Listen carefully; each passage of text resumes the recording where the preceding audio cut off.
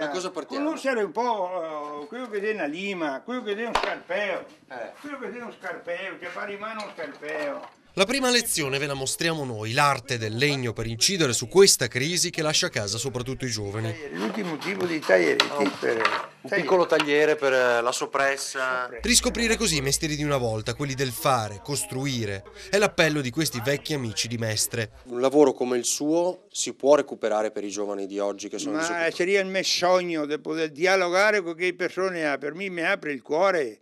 E il mestiere mio deve essere trasmesso. 79 anni questa bottega è il suo orizzonte da più di 50. Prima i mastelli, poi gli studi laticozzi e via via sino ai mobili su misura. Gli artigiani a Venezia, in campo San Barnaba, gli maestri, tutte robe su misura.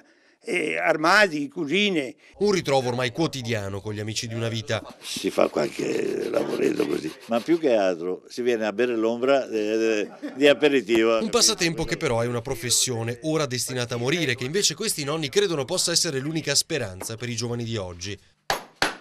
E questi qua si chiamano ferri da rasare in dietro.